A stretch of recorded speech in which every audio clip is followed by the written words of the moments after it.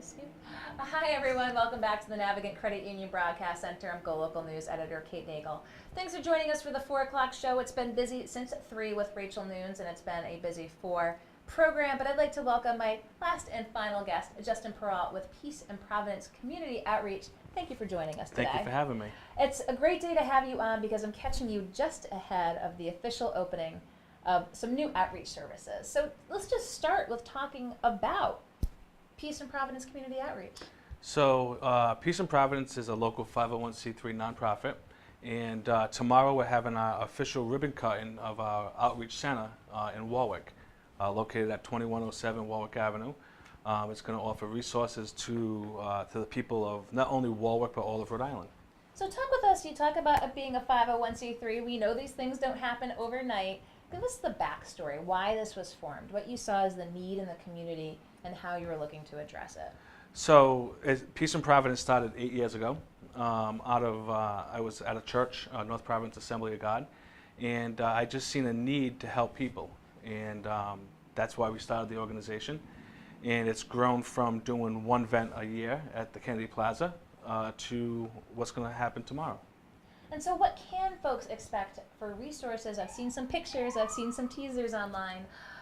Again, for this community outreach, this resource for individuals if they want to come and take part. Tell viewers a little bit about what they can expect. So the Outreach Center is open for everybody, no matter your income, your status, no matter where you live in Rhode Island or Massachusetts. We have a salon that's going to offer free haircuts for everybody in the community. It also offers perms and colors for a reduced rate. We have a general store. It's an empowerment center. We've partnered with a local organization, We Share Hope, to help stock our general store, and people can come in no matter their income. They can do a shopping, and it's all for a donation. Okay. And it's important that people understand that it's no matter your income, we all have a budget. And by coming and supporting us, you're helping the people that may not have it. And so opening the center in Warwick, and maybe people watching and listening right now thinking of, what a great concept, being able to help individuals, just the daily necessities, as you said, shopping, getting a haircut.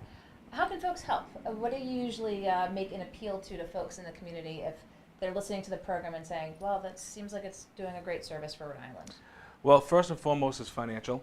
As a nonprofit, we raise our own funds, so people can visit our website, peaceandprovidence.com, to give.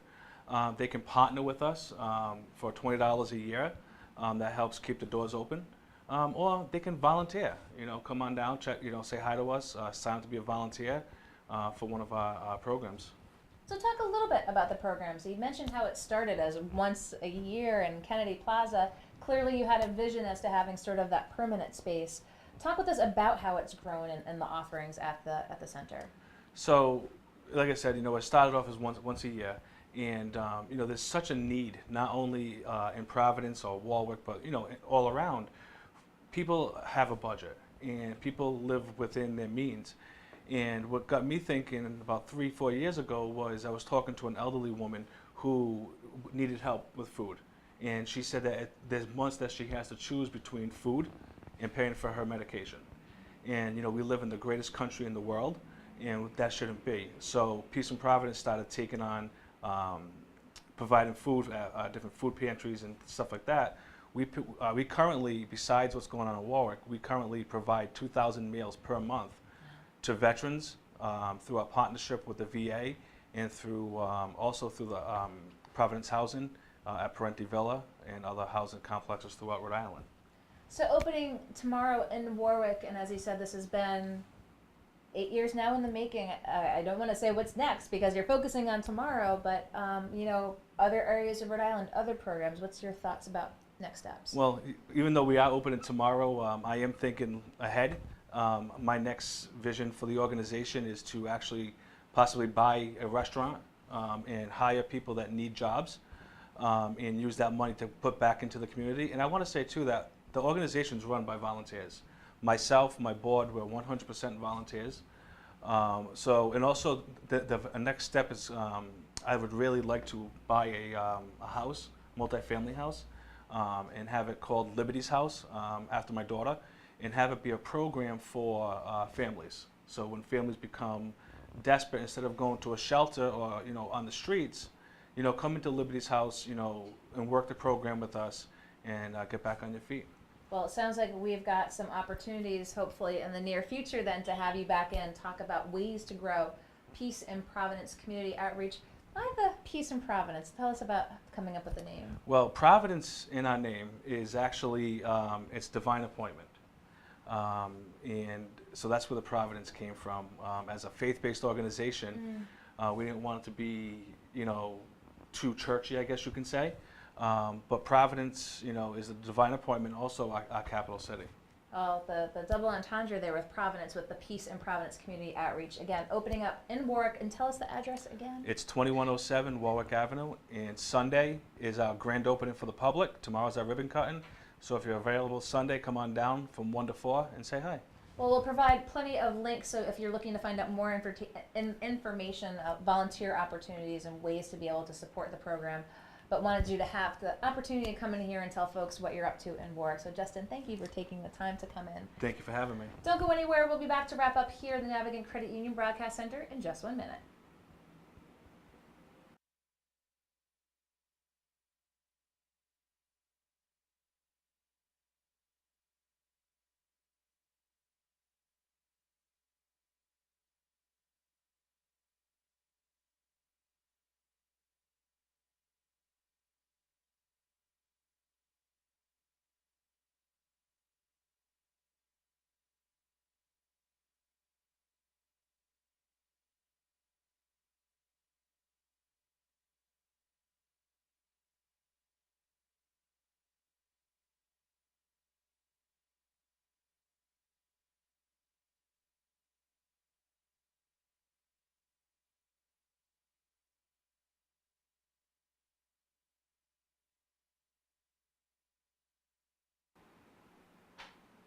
Hi everyone, welcome back to the Navigant Credit Union Broadcast Center. I'm GoLocal News Editor Kate Nagel.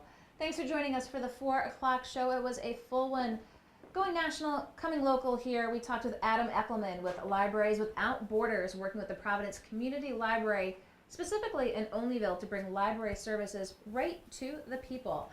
This weekend coming up, there is going to be a Neon Retrofest. Tom Nimmo with the event taking place from Friday to Sunday in Warwick talked about the best of the late 70s through the early 90s, video games, music, speakers, and more, really taking the concept, narrowing it down to folks who like everything from Stranger Things to Atari and more. We'll provide those links if you're watching and looking online afterwards. Matt Matazzaro with Gladiator Solutions, a national company based on protective wear for professionals, talked about how with his kids in school developed a Pack Protect. This is an insert to place into backpacks in light of school shootings taking place around the country. Spoke with how he came up with the concept, how it's different than other bulletproof backpacks, and how he works in conjunction also with a mental health organization to address the issue overall. Finally, Justin Perrault with Peace in Providence Community Outreach. They are opening a new resource center in Warwick tomorrow. Came in to tell us a little bit more about the nonprofit, what they're looking to do in Warwick, and moving forward. I anticipate we'll have Justin back in. Well, be sure to tune into GoLocalProv.com and keep checking in on Facebook. We'll be back in studio tomorrow. Laura Alfonso will be on at 3 for her food show. I'll be back here at 4. We appreciate your watching. We appreciate your feedback. I'm GoLocal News Editor Kate Nagel.